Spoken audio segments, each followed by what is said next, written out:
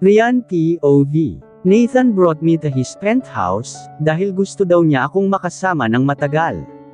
Gusto niyang bawiin ang mga panahon na nagkalayo kaming dalawa. Wala namang pinagbago ang penthouse niya, except for some furnitures at ang nakakalulang pagmumukha ko, sa bawat sulok ng bahay. Nathan, pwede ba nating bawasan yang mga pictures ko dito? Tanong ko sa kanya, kasi naiilang ako tapos ang lalaki pa nila. Why? Ang ganda-ganda mo kaya sa mga yan.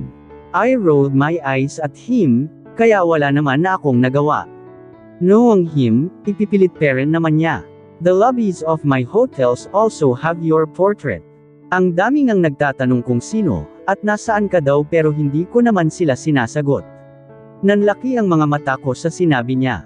Seriously, Nathan? Yes, why? I shook my head in disbelief. Nakakahiya. Ibig sabihin pala nagkalat ang mukha ko sa mga hotels niya.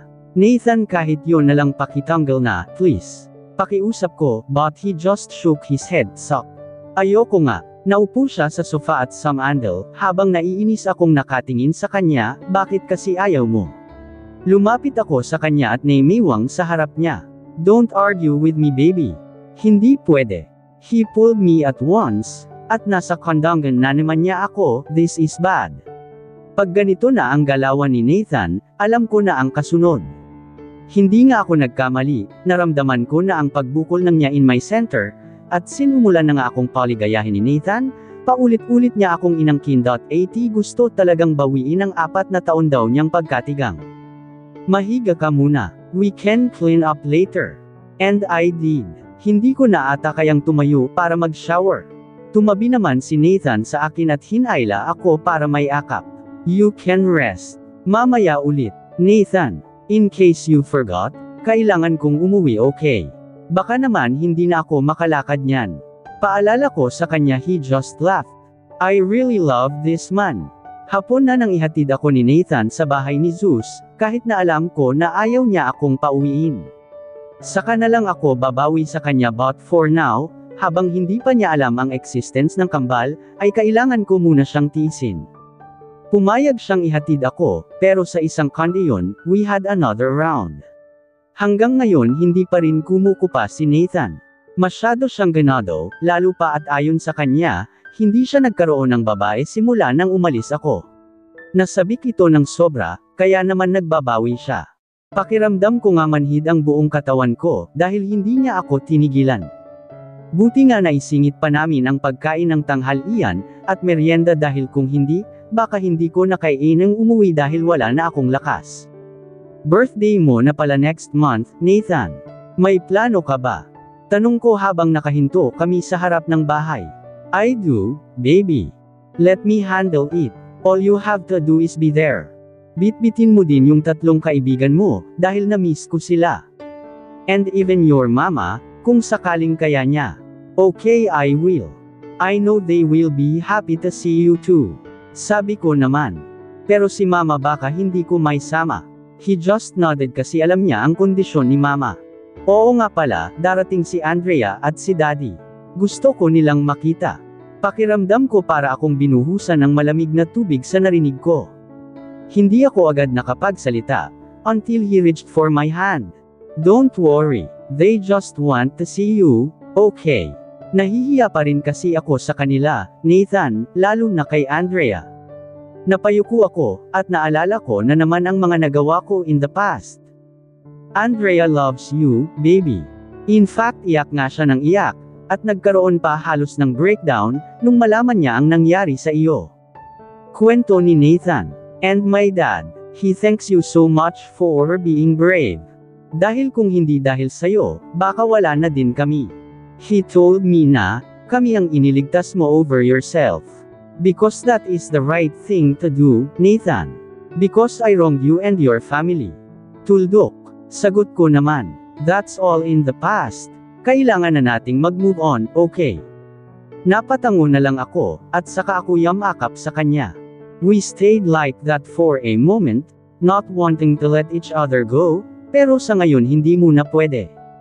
I'm sure, pag nakilala ni Nathan ang mga anak namin, that will be the start of a good life for us. Hinding-hindi na kami magkakahiwalay.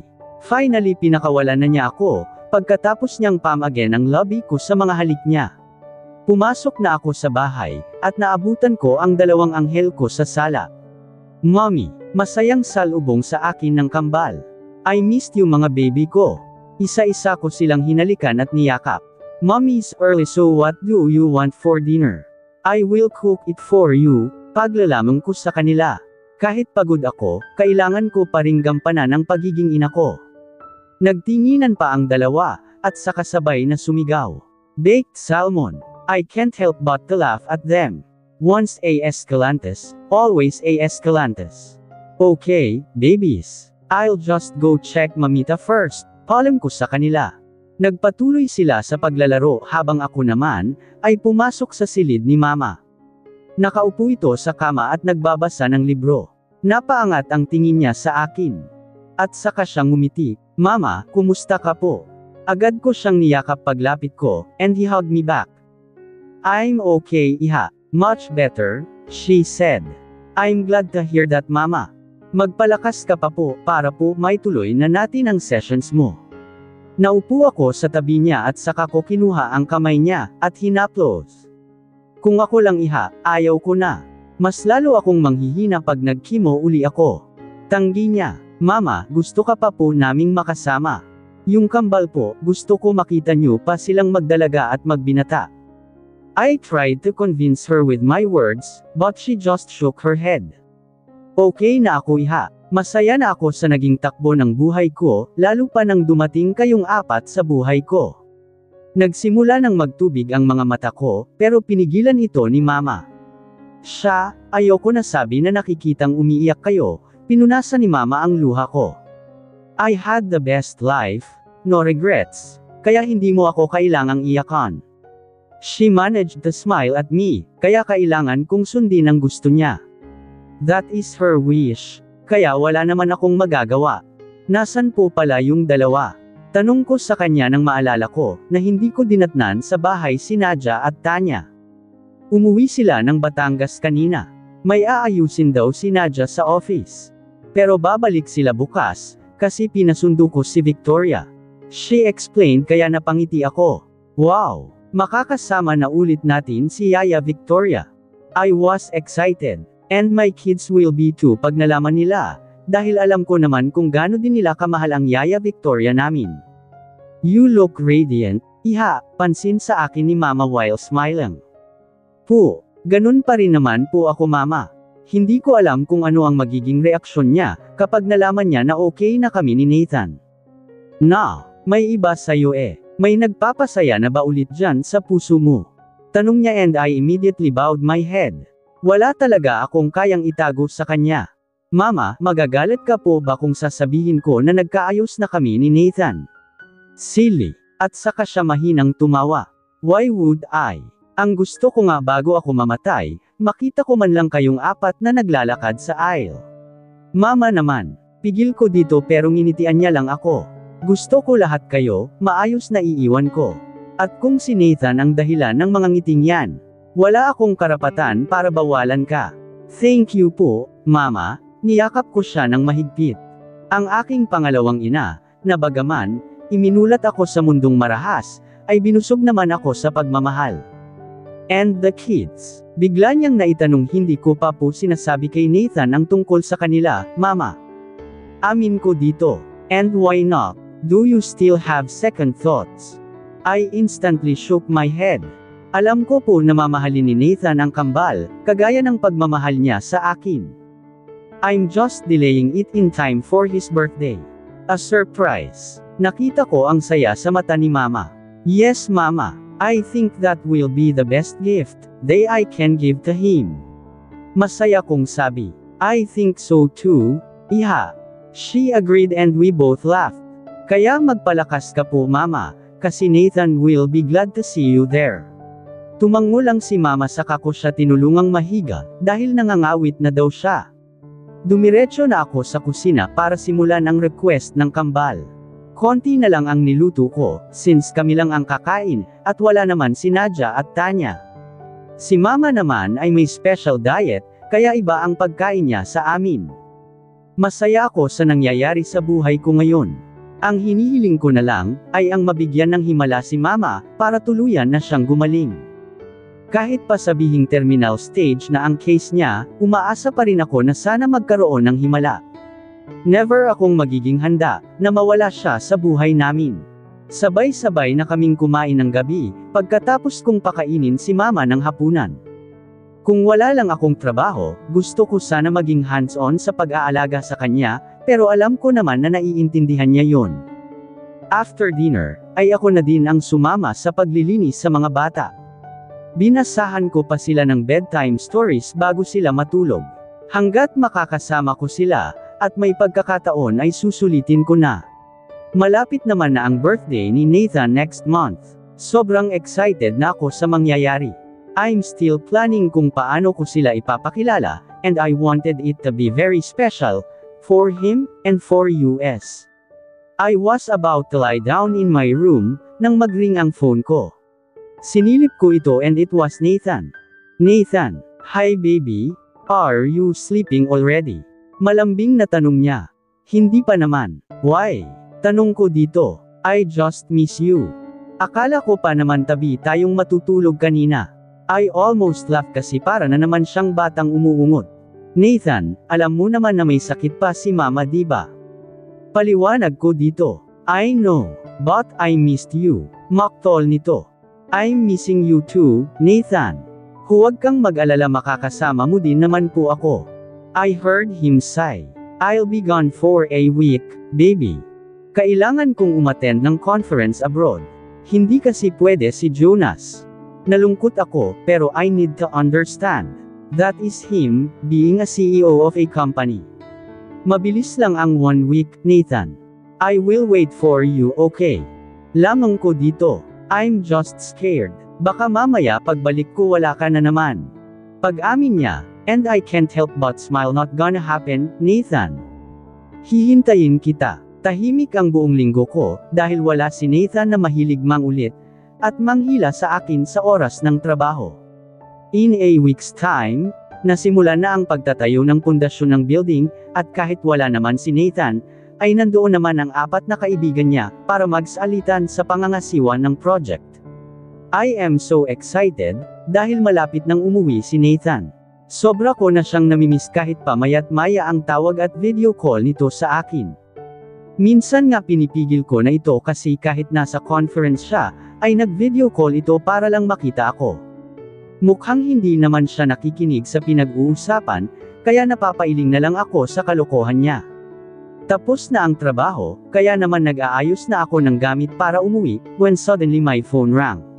Si Yaya Gina ito. Hello Yaya. Kinabahan ako, dahil baka mamaya hindi maganda ang dahilan ng biglang pagtawag nito.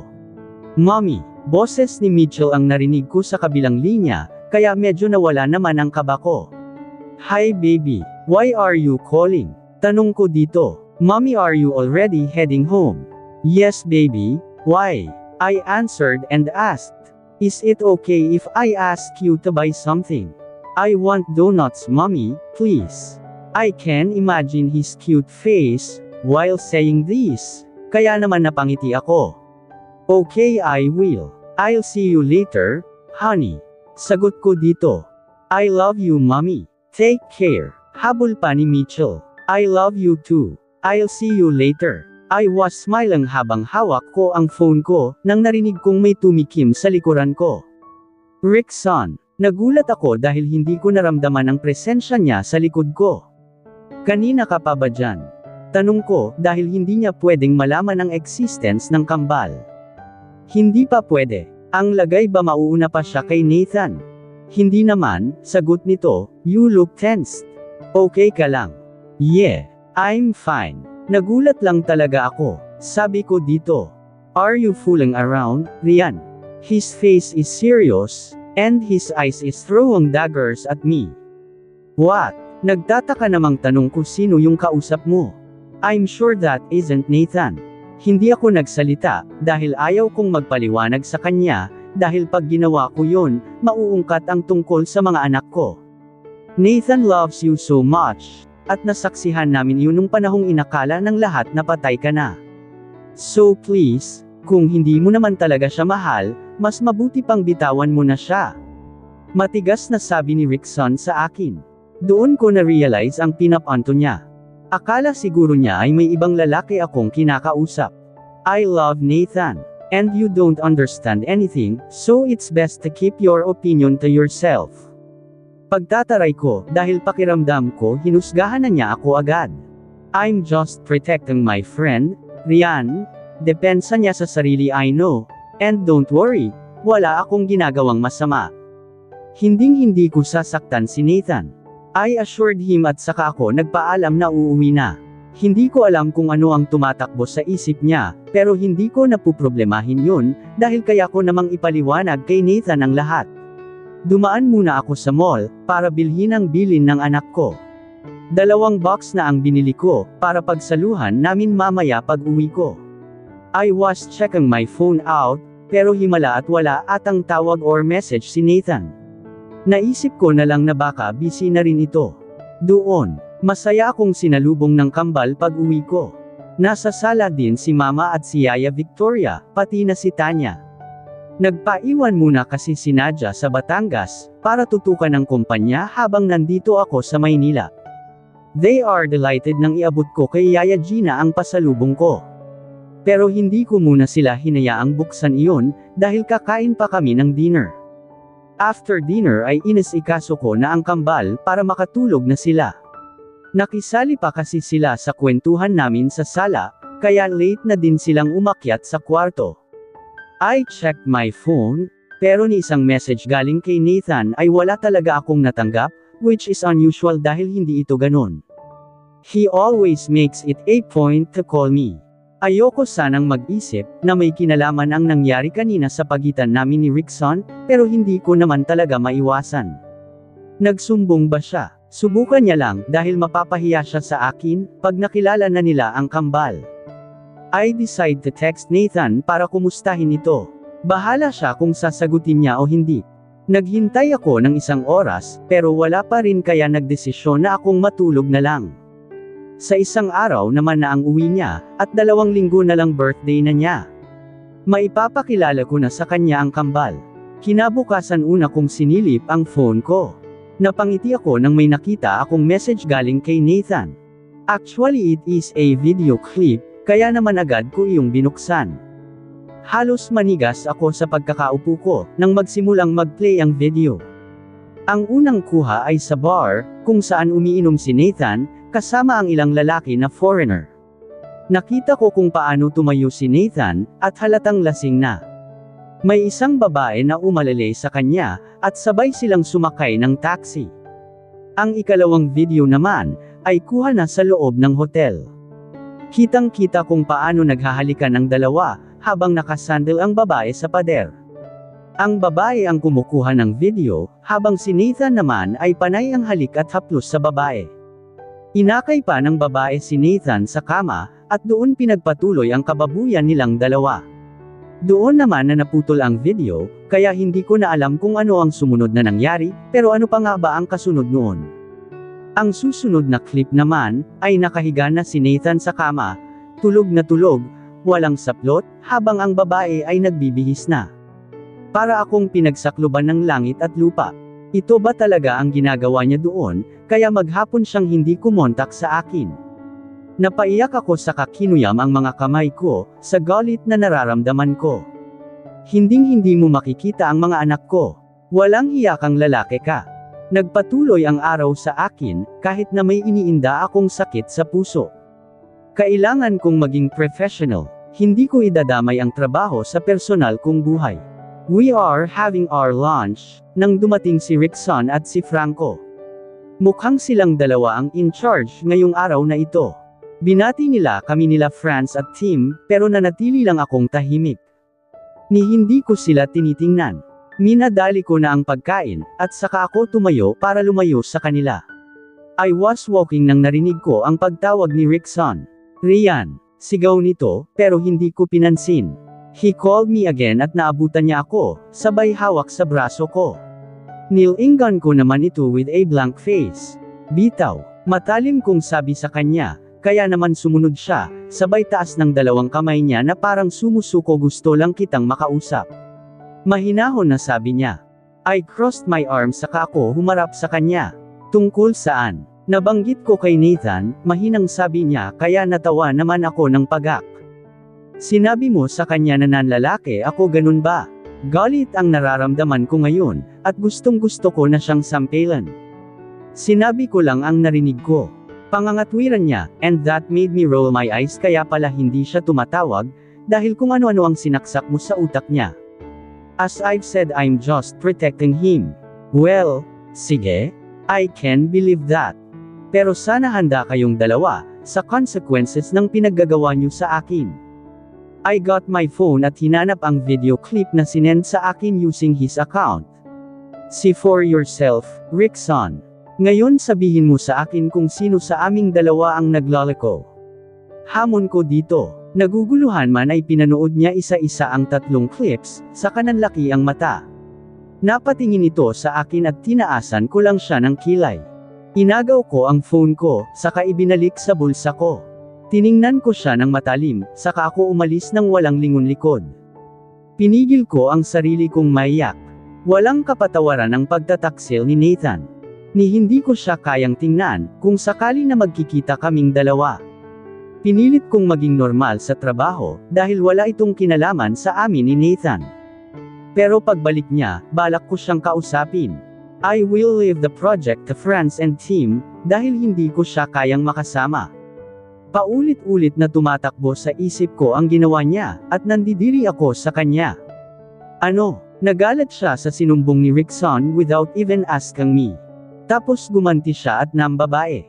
Ano siya, bata? Pag binatukan, hindi pwedeng hindi babawi. Magsama sila ng babae niya. My heart is broken, because he doesn't trust me enough, para makagawa siya ng ganung bagay. Napatingin ako sa harap ko, at nakita ko si Rickson na malungkot na nakatingin sa akin. I rolled my eyes, kasi nakikita ko na nagsisisi siya sa pagiging chismoso niya. What's done is done, and I'm hurting so bad. Nathan POV. Nakauwi na ako ng Pilipinas, pero hindi ko pa rin magawang makipagkita kay Rian. Alam ko na mahihirapan akong ipaliwanag sa kanya ang nangyari, lalo pa at napanood niya ang video na kinunan ng baliw na si Trixie. Ikaw naman kasi Dizon, napaka-chismoso mo. Hindi ka naman sigurado kung sino yung kausap ni Rian, nagsumbong ka agad. Sita ni Aljan kay Rickson. Hey, I just told him what I heard.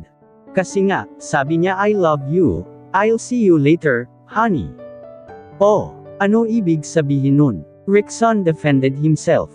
May point naman si Dizon, Velasay. Concerned lang naman siya kay Escalantes, at ikaw naman Escalantes, sana hindi ka nagpadalos-dalos. Sana kinausap mo muna si Rian. Sermon ni Franco. I was hurt, bro. Nagalit ako nagselos, yes, pero ang mambabae, hindi ko gagawin yun.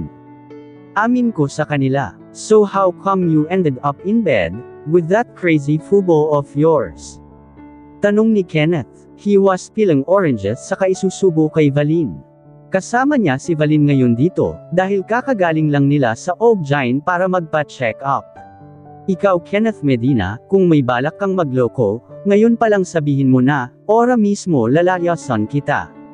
Inis na sabi ni Valin kay Kenneth. What? Hey, bakit sa akin napunta? Lumingon ito kay Valin na seryoso ang mukha. Seryoso ako Kenneth. Malaman ko lang, hindi ko ipapakita sa'yo ang anak mo. Napakamot naman ng ulo si Kenneth, pagkatapos ay niyakap si Valin. Babe naman, alam mo namang ikaw lang ang mahal ko diba? Hindi ako gagaya kay Escalantes, I swear. Promise. Tanong pa ni Valin at nagulat siya nang halikan siya ni Kenneth. I promise. Kenneth, hindi ko niloko si Rian, okay. Depensa ko sa sarili ko. O paano nga nangyari? Franco asked. So when this Dizon called, nagalit ako. Nagselos. Lumabas ako tapos nag-inuman kami ng mga foreigner na nakilala ko sa conference. Tapos, sabay-sabay pa silang nagtanong. And then out of the blue, dumating si Trixie. I didn't even know that she is there in California. Nakipag-inuman siya, and then bigla nakaramdam ako ng hilo. Huminga ako ng malalim saka ko tinuloy ang kwento. And then umuwi na ako, dahil sobrang hilo na ako, at nag-iinit ang pakiramdam ko. Hindi ko nga alam na sinamahan pala niya ako, hanggang sa suite ko sa hotel. Nasa poko ang ulo ko, kasi ito na yung part na kinaiinisan ko. I feel I'm going to get crazy, dahil sobra ang pag-iinit na nararamdaman ko. I tried to control it, pero hindi ko magawa. And when I looked at Trixie, I saw Rian, kaya hinalikan ko siya, and pinned her to the wall. Panipi. Nakuhanan din sa video yan. Himig pang asar ni Aljan. Napunta kami sa kama, pero napigilan ko ang sarili ko. Pinaalis ko siya, dahil I realized that she is not Raya. And then ayon, nakatulog ako. Sigurado ka bang walang nangyari sa inyo bro? Paniniguro ni Franco. Yes bro. Kung meron edi sana kinuhanan na yun ni Trixie, para tuluyan akong masira kay Rian. Bakit ka nakahubad? Is this interrogation? I don't know. Sabi ko nga I was too drunk. Siguro gawa-gawa lang niya yun, para palabisan na may nangyari sa amin. She obviously drugged you bro. Yun ang dahilan, kaya na nahilo at biglang nag-init. Mabuti na lang at malakas ka sa demonyo, nakuha mo pang pigilan ang sarili mo. Biro ni Franco, mahirap ipaliwanag yan, lalo at galit na galit si Rian. Ni hindi na nga pumapasok sa site Sabi ni Kenneth, kahit naman sino, kung ako si Rian, puputulan kita ng kaligayahan. Singit ni Valin, halata namang kay Rian ito nakakampi. Nagtawanan ang tatlo habang si Kenneth naman ay namutla, at tinakpan pa ang harap nito. Napangisi si Valin at pinigil ang tawa. Oh babe. Bakit ka namumutla? May masakit ba sa'yo? Tanong nito sa asawa niya, saka hinaplos ang kamay na nakatikip sa alaga niya. Wala babe, parang naiinitan ako na giniginaw. Pagdadahilan niya pero sinimanggutan lang siya ni Valin. Oh, inis na sabi nito saka inirapan ng asawa. So what's your plan? Tanong ni Rickson. If you want pwede kong kausapin si Rian. Kasugalit din siya sa akin Chismoso ka kasi. Sisi uli ni Aljan. Shut up. Angle naman ni Rickson dito. Hahanap ako ng tiyempo. Hindi ako papayag na masira kami dahil dito. Kung kinakailangan nakaladkarin ko si Trixie sa harap niya gagawin ko. Paniniguro ko sa kanila. Isa-isa na silang nagpaalam, kaya naman sa wakas na tahimik na ang loob ng opisina ko. I was about to go home, nang tumawag si Teresa, at sinabi na nasa labas si Rian at gusto ako makausap. Nakaramdam ako ng saya. Hindi din ako natiis ng baby ko. Agad kong inayos ang sarili ko and readied my smile, pero agad ding naglaho yun nang makapasok na siya. Baby, tumayo ako at lalapitan sana siya, pero pinigil niya ako. Stop, she said with anger in her eyes. Let me explain, please. Pakiusap ko, hindi ako nagpunta para dyan. Gusto ko lang magpaalam sa'yo. Simula ni Rian, kaya nagsimula na akong kabahan. Bibitawan ko na ang project. Si Franz at team na ang mag-handle nun simula ngayon. Kung hindi ka papayag, let's terminate the contract, handa akong magbayad. Matigas na sabi ni Rian.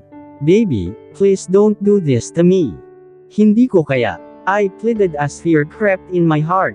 Patayin na lang niya ako, kung iiwan niya na naman ako. Sana naisip mo yan bago mo ako ginago. Mapait na sabi ni Rian. Hindi kita niloko, kayang-kaya kong ipaliwanag sa'yo yan.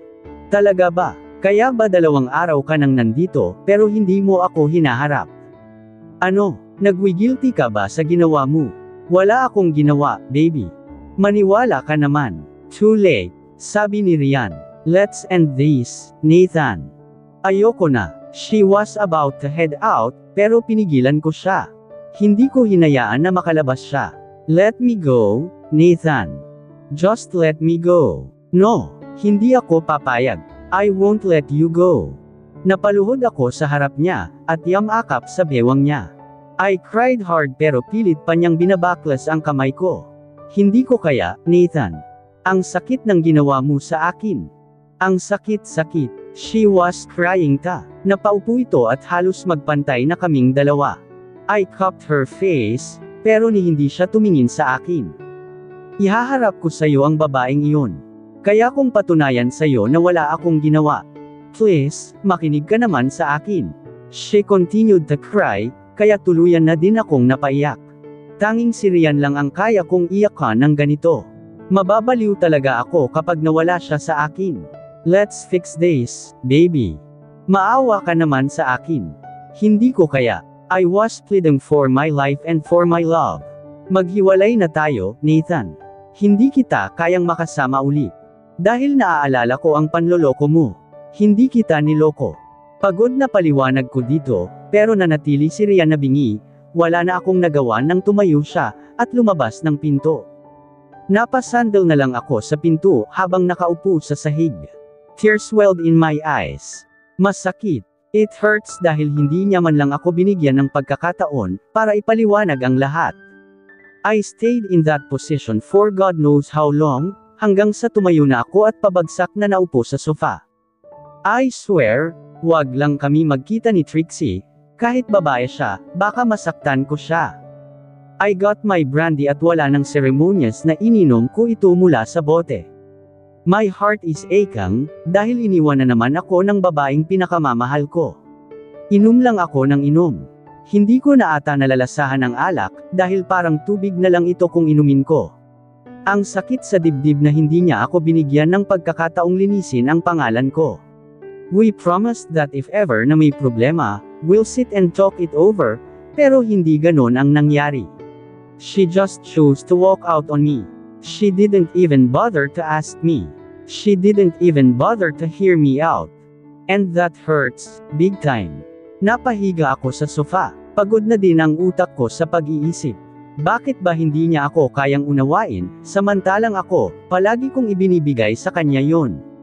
I know she loves me, but that love is not enough for her to trust me. Am I not worth fighting for? Kasi ako, kaya kong gawin para sa kanya yon. Kaya ko siyang piliin. Pero bakit siya? Ang dali lang. Naiwan ako. Pagod na rin akong maghabol. Pagod na rin akong patunayan ang sarili ko. I'm tired of pleading. I'm tired with all this. I closed my eyes. I can see Ryan's image fading away. Is this goodbye? Maybe. But if this is goodbye, I can't do anything. I drifted to sleep but my heart is still crying. At dito na po nagtatapos, ang ika-16 na kabanata ng ating kwento, at sanay muli niyo po akong samahan, sa mga susunod pang kabanata. Maraming salamat po, ingat po, tayong lahat.